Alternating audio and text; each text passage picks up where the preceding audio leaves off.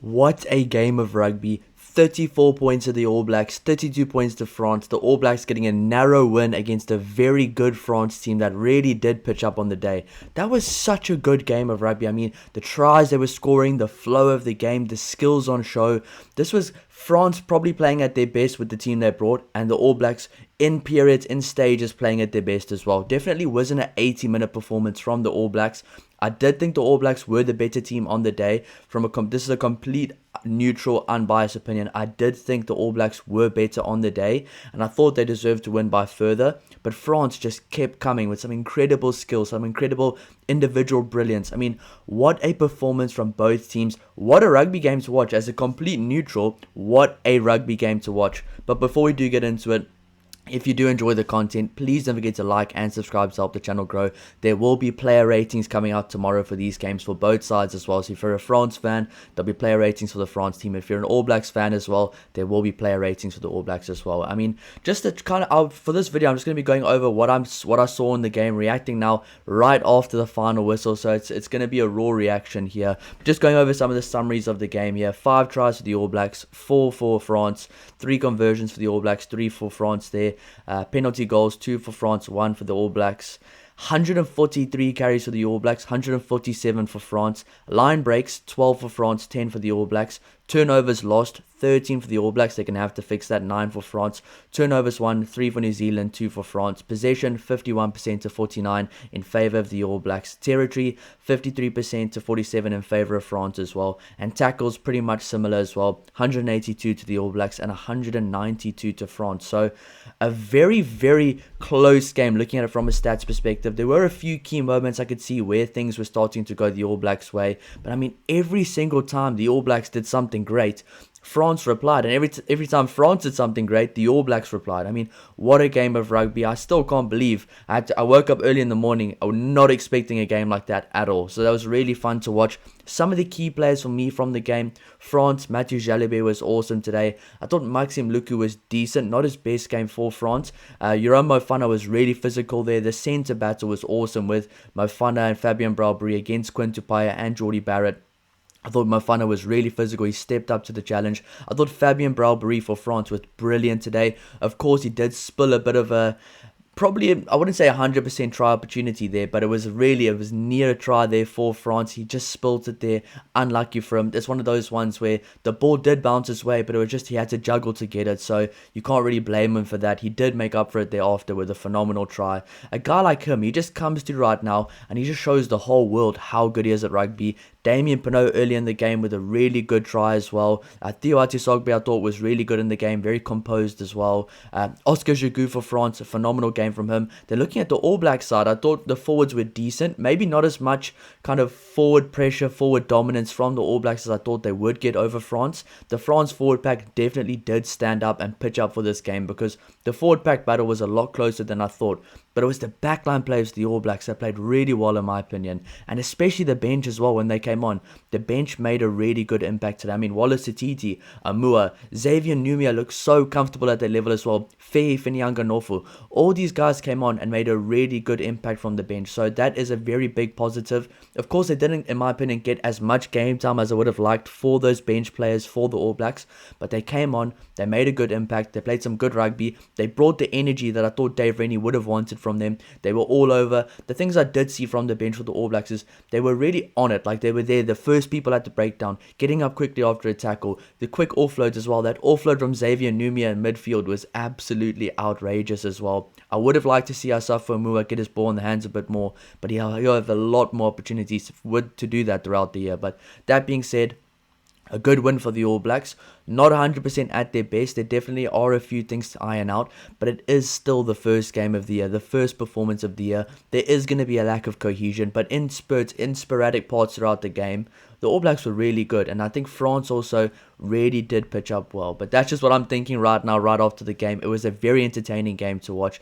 But let's look at some more of the stats just to see where things maybe went in favour of the All Blacks and against France. But that being said, 34 points to 32. It was a really close game, and this was a proper test match. So credit has to go to France for pitching up. I fully expected them to pitch up throughout the week, and credit has to go to the All Blacks for getting it across the line after a bit of a shaky start as well. So 22-meter entries, I do like the stat. So 3.7 points on average scored per 22-meter entry for the All Blacks. Both teams had 9 entries into the opposition 22 and an average of 3.2 points for France. So the All Blacks a little bit more clinical there, but getting more than 3 points in a game on average per entry for any team, even at international level, is absolutely incredible. So the fact that both of these teams had more than 3 points just shows how good these guys are with their attack. Both these teams, they are basically flawless on attack. When they get into those kind of areas of the field, they really do just go to a different gear, a different level, and they kind of, every single player comes alive on the field. That's what made the game so exciting. Both these teams are such incredible attacking teams, and you can see it there. Both of them averaging over 3 points scored on average per 22-meter entry. The All Blacks more than 3.5 points, which is incredible. Now, just looking at the attacking profile here, you can kind of see, I'll show you what it looks like. You can see that there's not a lot of difference at all. And so I'll show you the defensive profile so you can get a picture to see what it looks like. Those things there is where you can see where a difference was made, where you can see key differences. But 22-meter entry is the same. 22-meter conversion, very similar. Line breaks, very similar as well. 12 to France, 10 to the All Blacks.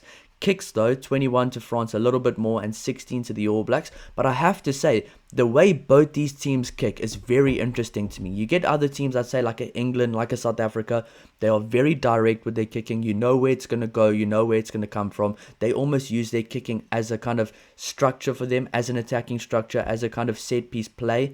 But these teams, France and New Zealand, yes, they do that as well with setting up the box kicks, but they do vary their kicks a lot. That's what's really exciting about watching these teams. You see Jalibert with the little cheeky grubbers, the cheeky cross kicks, the cheeky chip over the top. Maxime Luku with the same type of things as well.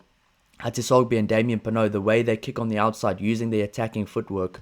Then guys like the All Blacks as well, the cheeky little chip over the top, the way they kind of vary things up with a box kick or playing it back to Ruben Love who puts a ball in the air.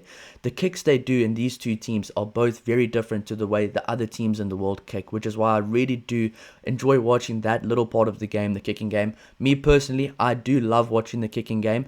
I do get bored of it if it does get out of hand, especially as a Springbok fan. The 2019 World Cup was a tough one to watch at times, but we still did get it over the line. But the way these teams kick is really exciting to watch. So 21 kicks for France. Those aren't 21 box kicks. Those are 21 kicks with a lot of variations, box kicks, high balls, chip kicks, grubbers, and the same for the All Blacks as well. Then of course post-contact meters, the All Blacks only beating France by 3 meters, 274 meters to France's 271, which just shows how close this game really was. But then looking at the defensive profile, that's where there's a few more differences here. 16 dominant tackles for France, 7 dominant tackles for the All Blacks, and the tackles made were quite even. So 192 tackles made for France, 182 for the All Blacks, more than double the amount of dominant tackles for France. So I think that's somewhere the All Blacks can get a bit better in the next few weeks. Maybe just kind of those double tackles, trying to get those dominant tackles in, because you could see there were clear periods of the game where France would get those dominant tackles, eventually get the turnover, and that's where they would be really dangerous from on the counter. And that's where a lot of the tries were scored as well, from those little moments like that were momentum stoppers. So I do think the All Blacks definitely probably could have won by further, but France did some things very, very well, like the dominant tackles, like other things like the kicking variation, the way they attacked as well to keep themselves in the game, when at a period in the second half, they seemed completely out of it. But tackles missed, 26 tackles missed for France, that's not a good stat there, 23 for the All Blacks, once again very close. Turnovers 1, All Blacks winning that one, and tackle turnovers, 2 tackle turnovers for France and 0 for the All Blacks. And also tackle offloads allowed, so the amount of offloads your team allows, basically keeping the ball alive for the other team. The All Blacks allowed 15 offloads and France only 8. So the All Blacks are going to have to work on that going forward. But I think France is probably the one team that will focus more than any other team in the world on forcing those offloads, even sometimes when it's not even on. And all the time it seems to stick to hand as well. So some really good stats there to see where the game maybe got away from France and where the All Blacks did win. But looking at those stats, the All Blacks did really well, because the stats stats don't tell the whole thing. I do believe the stats don't tell the whole picture, but the stats there show that the French team was really on it today. They came to play, and the All Blacks found a way to win. That's one of the key things from this game. The All Blacks found a way to win. There were times in that game where I thought the All Blacks weren't playing the best. Then suddenly they looked like the prime All Blacks team on attack. Sometimes they looked horrible on defense, and sometimes they looked like you couldn't break them down. They looked very comfortable in defense. So I just think this first game was a bit of a lack of cohesion for the All Blacks, but there were periods in that game and kind of parts in that game where you can see the potential in this team. The one thing with this All Blacks team that they do have is a lot of individual star potential. I mean, there's guys like Asafo Amua on the field. Xavier Numia had an awesome game. Artie Savia. Peter Lakai was awesome again. Wallace Atiti from the bench. Cam Roygaard was my man of the match. He was absolutely awesome. Ruben Love, a solid game. I definitely think there are a few things to iron out, but you can see the potential as well with him and Roygaard as a long-term 9-10 combination. I thought Quinn Tupai and Jordy Barrett were solid as well.